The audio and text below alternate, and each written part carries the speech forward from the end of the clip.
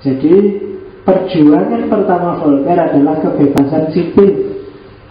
Ini rumusnya. Nah, yang agak unik ini, Voltaire mendukung kebebasan tapi dia tidak senang dengan demokrasi. Nah, itu khas ini. Beda sama yang lain. Jadi tidak mesti loh orang yang menjunjung kebebasan itu suka demokrasi. Dia setuju monarki, raja tapi yang konstitusional. Yang raja ini disetir oleh konstitusi, bukan raja yang senang-senang. Orang hebat, angkatlah jadi raja, tapi dia dikerangkai oleh konstitusi. Mungkin Indonesia lebih pas kayak gini, karena rakyatnya susah mikir sendiri, tidak mandiri, gampang dibohongi. Perlu ada seorang raja yang luar biasa. Kalau bahasanya Plato, raja filosof, philosophers king, king of philosopher. Nah, jadi raja filosof ini orang yang paling layak jadi presiden. Jadi kita tidak butuh insinyur, kita tidak butuh sarjana pertanian, dokter pertanian, kita nggak butuh. Kita butuh filosof. Orang yang bisa berpikir dalam, bisa berefleksi, bisa, ya itu filosof kan jadinya itu. Tidak harus dia pintar terjun ke lapangan, tapi dia bisa ngatur orang. Dia dengan karismanya bisa mencari solusi-solusi problem bangsa, dan itu raja. Meskipun raja itu syaratnya, kalau katanya Voltaire, dia harus memberikan kebebasan berpikir, kebebasan berbicara, dan kebebasan beragama selain konstitusi. Dan dia raja harus toleran, tidak boleh memihak pihak-pihak tertentu dan menganaktirikan pihak-pihak lain. Monarki konstitusional. Terus Voltaire tidak percaya demokrasi, karena bagi Voltaire ada orang pintar, tapi kalau rakyat secara keseluruhan itu pasti tidak pintar, pasti tidak cerdas. Karena kecerdasan, kepintaran itu mungkin sifatnya agak elitis. Ada orang kritis, tapi pasti tidak semua orang kritis. Kalau mendengarkan pendapatnya semua orang, mungkin yang lebih besar adalah orang yang tidak kritis. Maka katanya Voltaire, justru dengan demokrasi akan kelihatan bodohnya masyarakat. Kan kita kelihatan bodoh kan tiap pemilu dibohongi ya si manut baik. Dibohongi janji-janji, dibohongi pilih-pilih. Voltaire punya kata mutiara, I would rather obey one lion than, itu salah tulisnya, harusnya pakai A, than 200 rats of my own species. Aku lebih suka mematuhi seekor singa daripada ratusan tikus. Demokrasi itu kan ratusan tikus. Perwakilan kan kita milih satu tikus di antara banyak tikus. Tidak, lebih enak dipimpin singa satu aja, sukses deh. Ada presidennya, ada hayam wuruknya. Urusan Gajah Madanya bisa kita pilih, tapi yang dibutuhkan hayam wuruknya, singanya yang punya karisma, jadi yang di puncak, jadi raja. Dan peringatannya Voltaire menurut saya harus kamu ingat, it is dangerous to be right in matters on which the government is wrong.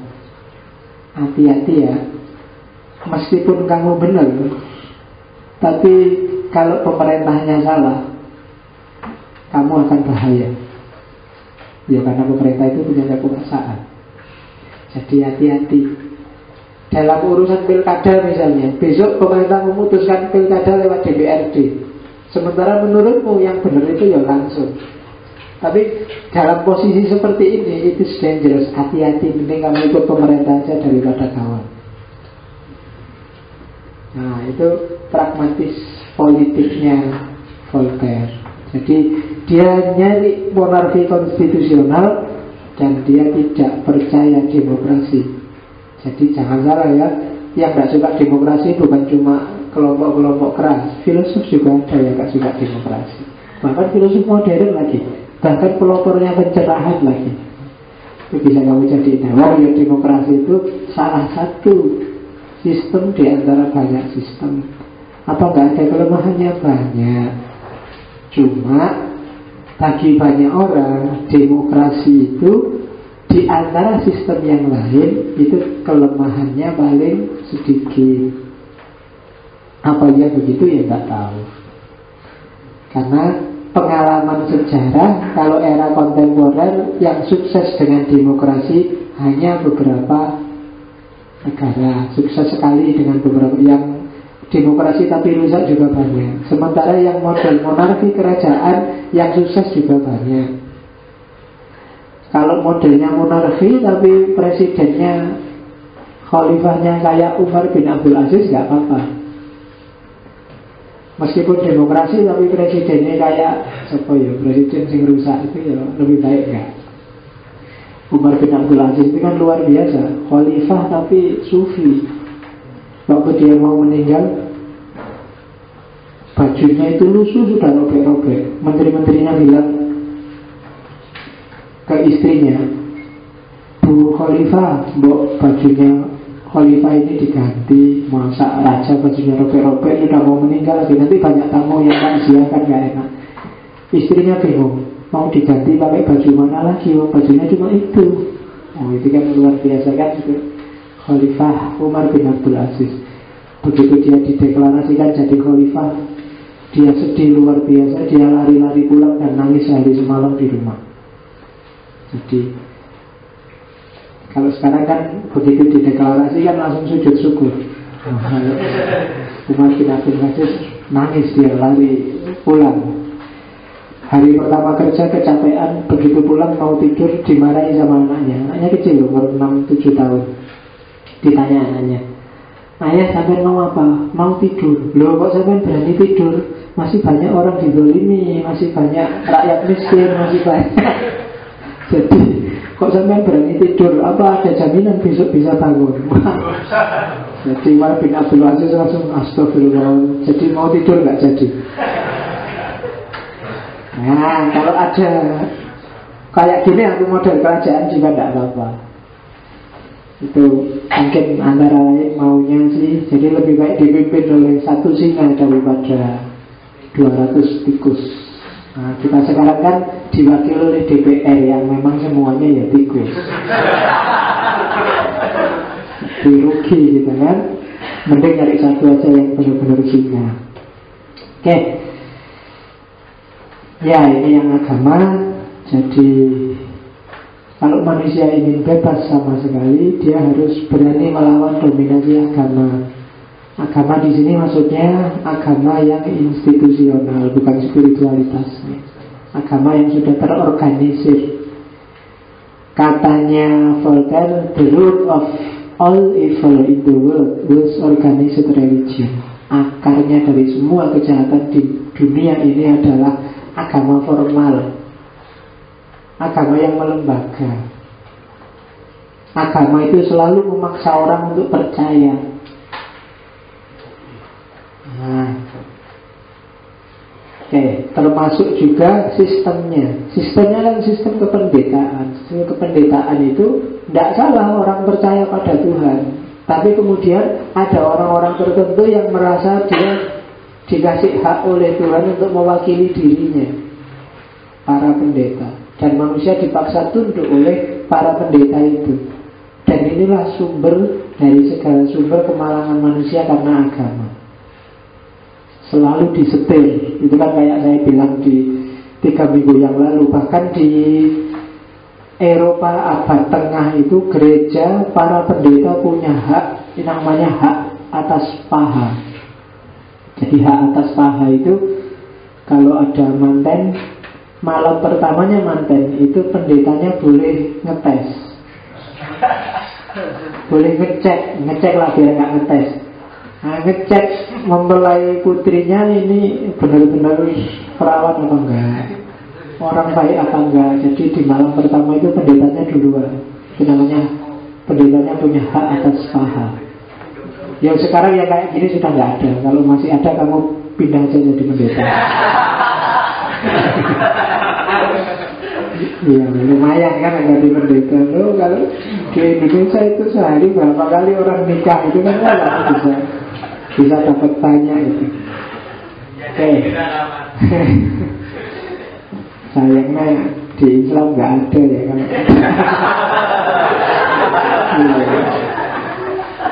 Hak atas paha dan sekitarnya. Oke. Voltaire mengkritik bahwa teologi itu logika sih tapi tanpa penalaran. Sifatnya sangat abstrak, matematis, nggak melihat realitas. Makanya logika tanpa penalaran. Orang sibuk apa dia ngomong apa. Orang miskin nggak bisa makan, orang susah secara politik ditindas dia malah bahas kira-kira besok surga itu kayak gimana ya. Itu logika tanpa penalaran. Yuk, pikiran-pikirannya masuk akal, logis, tapi nggak nyambung sama realitas.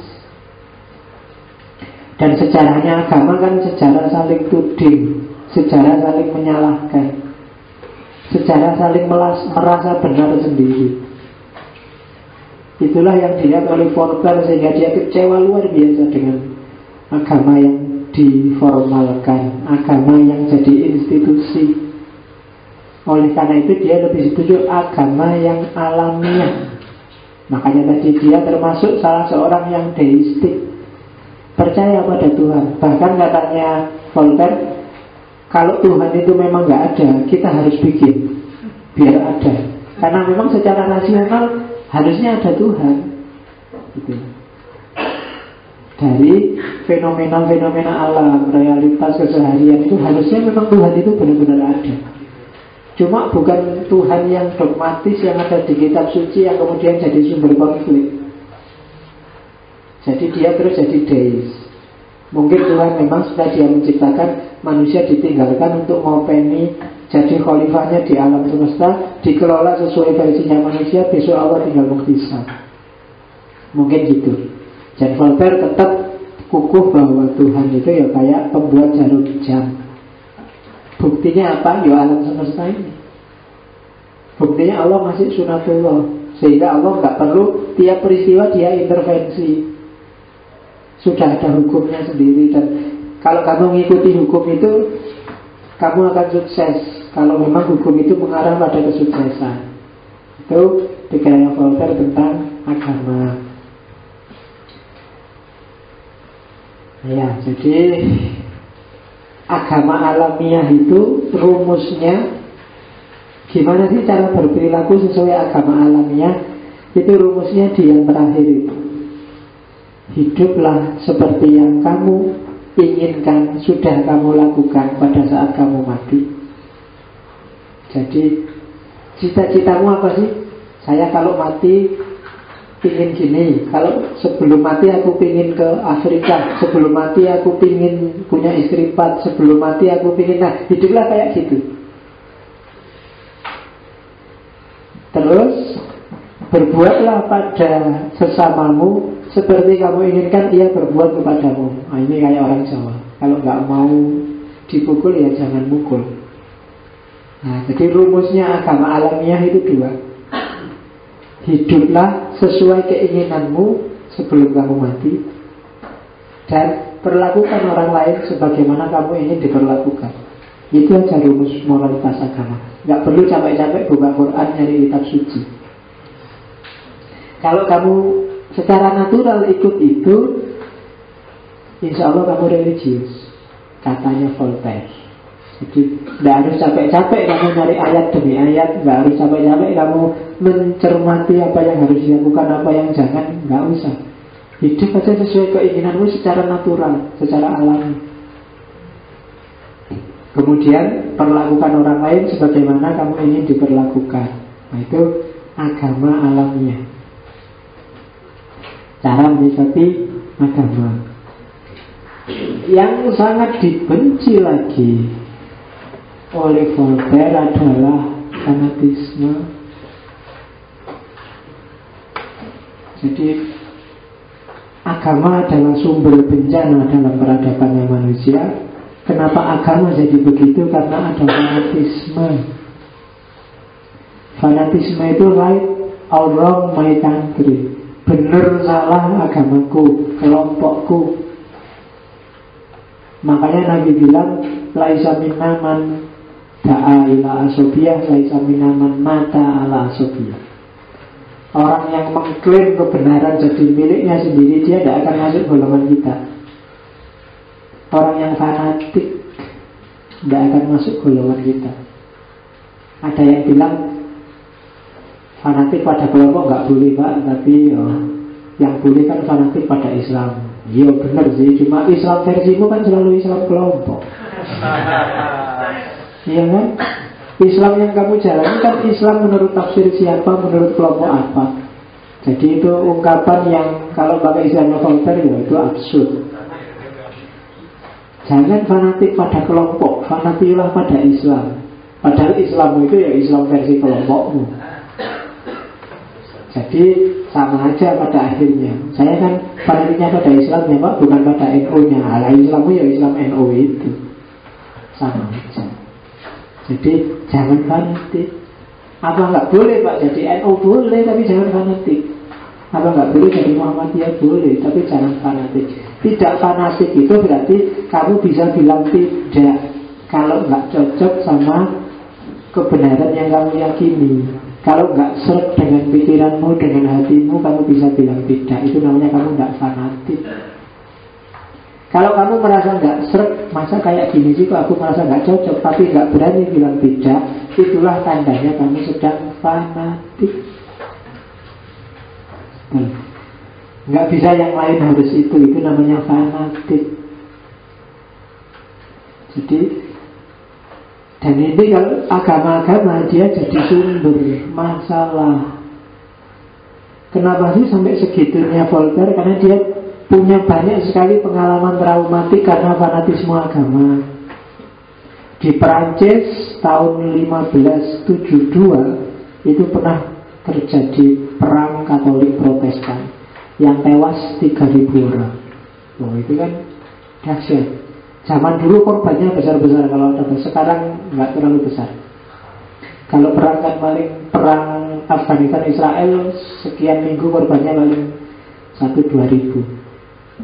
Zaman itu ya bisa 3-4 ribu, 10 ribu bisa banyak. Kalau di Indonesia apa lagi? Tembak-tembakan antara polisi dan tentara aja yang tewas berapa jumlah? Ya, aku ya itu kok nggak ada yang bisa nembak ya? Kok nggak ada yang mati? Tembak-tembakan itu kok nggak ada korbannya? Apa nembaknya kemana? Apa nggak ada yang titis atau gimana ya? Tentara-tentara sama polisi itu. Oke, jadi ya zaman dulu korban. Kalau di Indonesia yang korbannya besar itu paling ya kecelakaan orang rekreasi. Naik bis itu baru korbannya besar. Tapi di zaman itu di Perancis, perang antar kelompok aja bisa 3.000 orang tewas. Dulu zaman perang dunia kedua tinggal dihitung berapa ribu orang. Jangankan itu, yang siapa? Hitler aja membasmi orang Yahudi 6.000 lebih. Bayangkan 6.000 orang itu kampus, sak dosennya, sak rektornya, sak tukang sepedanya dibunuh semua sama Hitler. Oke, nah Voltaire nulis surat, ada Frederick ketiga penguasa saat itu, dia bilang kepercayaan yang membabi buta akan memecah persahabatan, merusak persaudaraan, menghantam orang baik-baik dengan tangan si gila yang kerasukan. Fanatisme itu pasti bikin orang gila, apalagi kalau pas bareng-bareng. Kenapa sih kok ada orang bisa ganas kalau pas bareng-bareng? Ya, karena tadi fanatisme yang dikumpulkan bareng-bareng. FPI itu bisa ganas ya gitu ya karena pas bareng-bareng, mereka sendiri-sendiri nggak bisa. Nggak wani. Ya kayak kamu itu loh, kalau pas nongkrong bareng-bareng ada cewek lewat terus suwi-suwi. Jadi kalau sendiri-sendiri ketemu kamu kan gemeteran. Nggak berani ya, mau nyopo aja nggak berani lewat. Tapi kalau ada temannya kayaknya suwi-suwi, ketemu beneran deg-degan gemeteran, nggak berani apa-apa. Ya itu fanatisme agama. Nah, saya bilang tadi Voltaire agak senang sama Islam. Tadi Voltaire, Islam itu manusiawi loh, ajaran-ajarannya. Orang nggak boleh nggak nikah, itu manusiawi. Yo, agama ya agama, tapi jangan segitunya. Boleh kaya, boleh itu manusiawi. Tidak ada jalan ekstrim dalam Islam. Puasa ya puasa, tapi ada bukanya. Kaya ya kaya, tapi ya zakat lah. Miskin ya miskin, tapi ya jangan tamak, gitu. Jadi Islam itu bijaksana, ketat dalam rangka care tadi, apa-apa diurusi dan manusiawi. Dan bagi Voltaire Islam lebih konsisten. Contohnya ya dia, yang dilihat dia Turki Utsmani. Turki Utsmani itu sangat toleran terhadap agama lain. Meskipun dia menjelajah kemana-mana, menguasai sepertiganya dunia saat itu, zaman dia jaya-jayanya. Voltaire juga kagum pada Nabi Muhammad, panglima perang, nabi, penakluk, pembuat undang-undang, kan? Perkasa luar biasa, tapi juga lembut luar biasa, pinter luar biasa. Dia bisa jadi raja tapi milih hidup miskin. Itu kan Voltaire terkagum-kagum gitu kan. Nabi Muhammad itu kan kalau mau dia bisa jadi raja kaya raya, menaklukkan sepertiga dunia, tapi yo Nabi lebih suka tidur di bawah pohon, nggak pakai baju. Pernah 3 hari nggak makan, sehingga sabuknya diganjel sama batu. Jadi sabuknya diganjel sama batu 3, karena kalau nggak diganjel sabuknya mesti melotrok, karena perutnya melempet. Jadi akhirnya diganjel batu. Jadi waktu rukuk dan sujud itu bunyi ludak gitu kan, sahabat-sahabat yang senduh. Nabi ini jangan-jangan sakit, jangan-jangan sudah osteoporosis, tulangnya bunyi. Tapi habis sholat ditanya, Nabi sakit sampai yang enggak sakit sih, cuma ini loh batunya bunyi karena sudah 3 hari nggak makan. Iya kan? Jadi Nabi memilih hidup seperti itu. Padahal dia bisa hidup mewah-mewah. Rumahnya aja cuma 2x2 meter. Berbeda jauh sama kos-kosanmu. Kamar kosmu aja bisa 3 meter. Nabi cuma 2x2. Dan itu bikin kagum Voltaire. Jadi manusia yang dahsyat melahirkan peradaban baru yang luar biasa, tapi hidupnya sangat sederhana. Manusia yang paling dicintai Allah dari semua manusia yang lain sejak Nabi Adam, tapi hidupnya cuma kayak gitu aja. Nah, itu kan membanggakan bagi Voltaire. Voltaire yang meyakini kayak tadi moralitas universal itu ada, keabadian jiwa itu ada, pembalasan itu ada, meskipun dia seorang deis. Moralitas universal berarti baik buruk yang pakai dasar akal. Itu ada. Nah, ada banyak.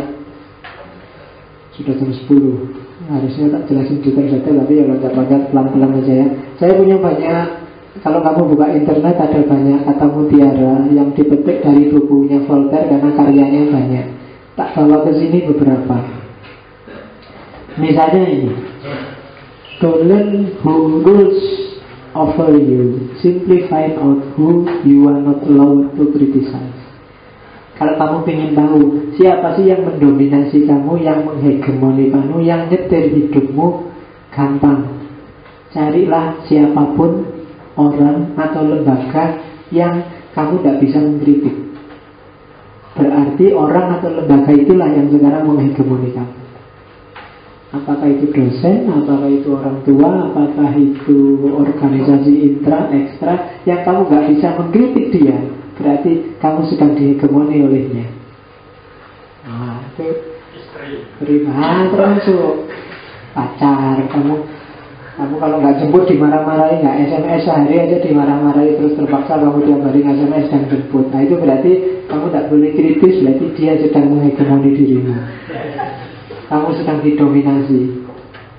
Jadi gampang cirinya. Kamu manusia terjajah atau manusia bebas, cari aja variabel-variabel hidupmu. Ada nggak yang kamu nggak berani kritik? Jangan. Nah, kalau dosen yang itu jangan.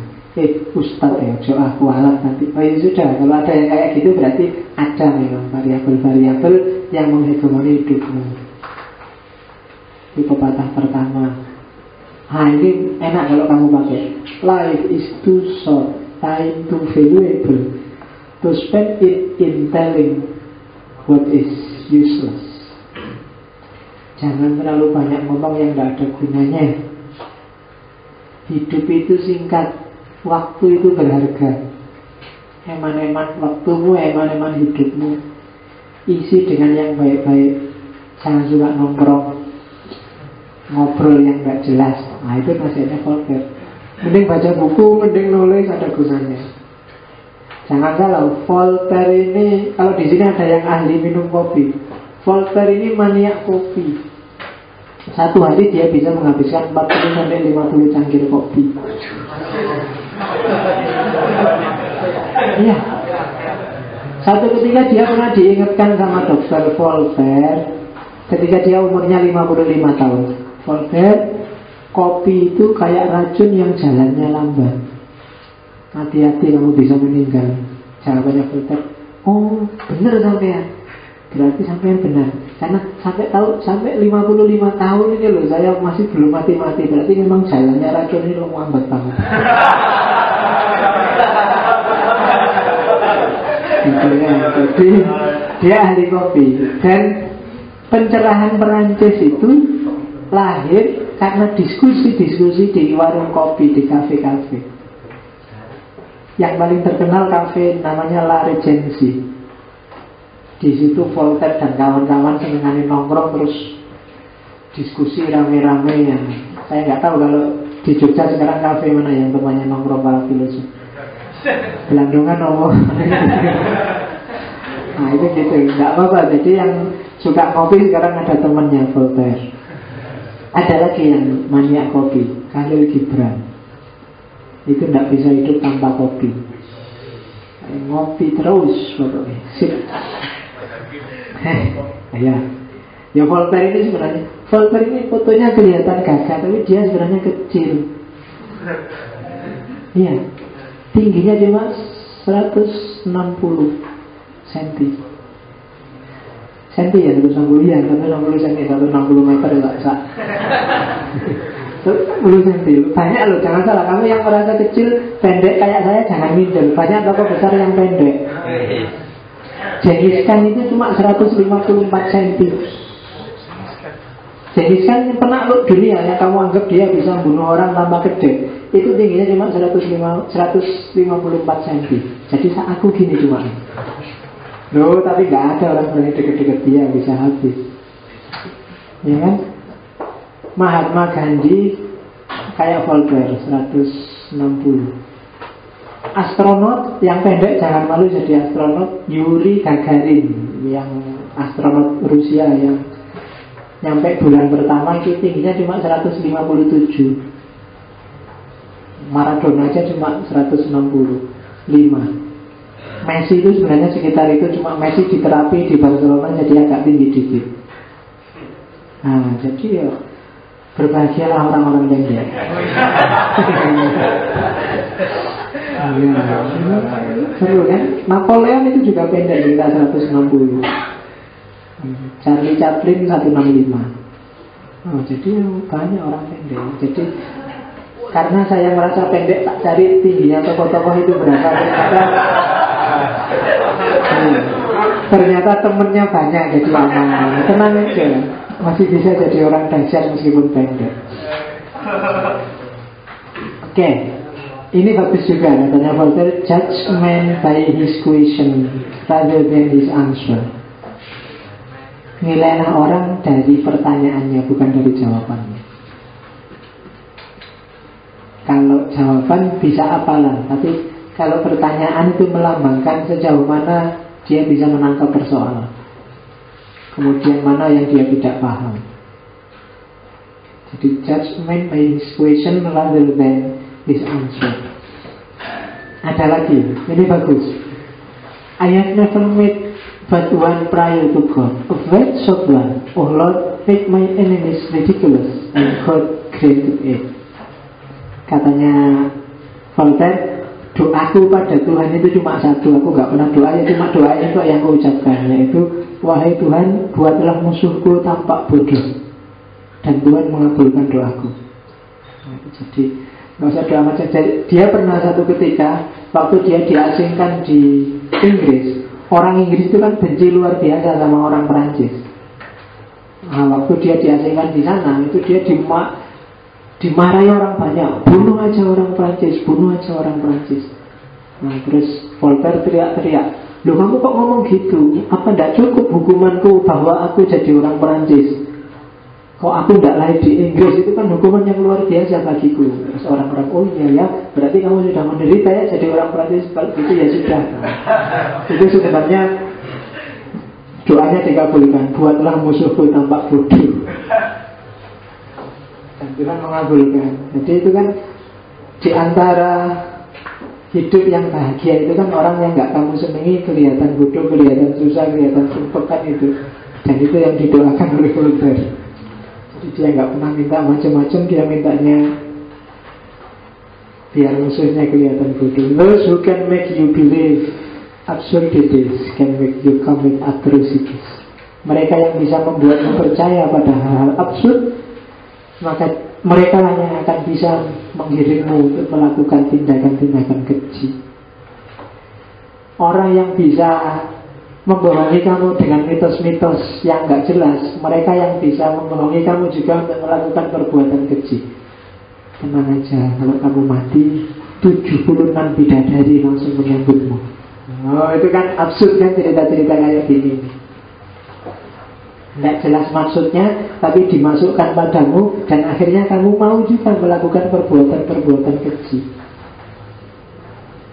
Barang siapa ikhlas dimadu, maka surga menantinya. Wah, itu kan dimanfaatkan kayak gitu akhirnya. Ketika banyak orang percaya hal-hal absurd, maka orang yang kamu percayai inilah nanti yang mendorongmu pada perbuatan-perbuatan keji. Mari kita jihad, balasannya langsung surga. Mari kita bantai Yahudi. Ya itu terus. Jadi mereka yang bisa menggiringmu pada hal absurd, mereka pula yang akan membawamu pada perbuatan-perbuatan keji.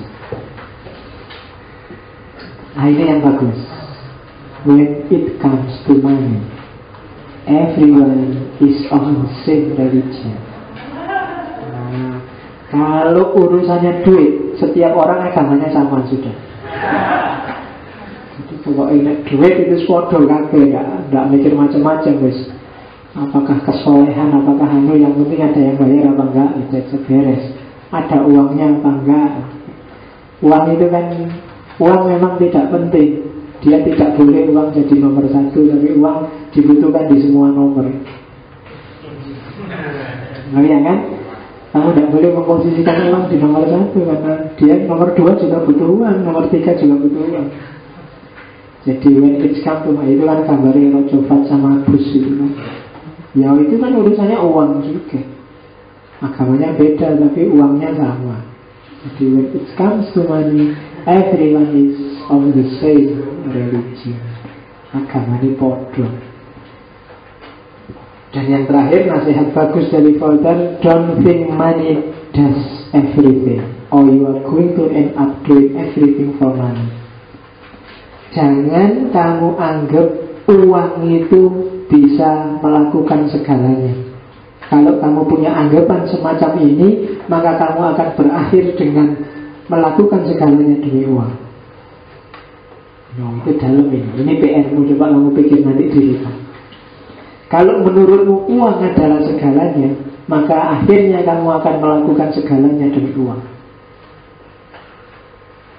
Ya kan? Kalau apa-apa uang, maka kamu tidak akan mau apa-apa kalau nggak ada uangnya, kan gitu.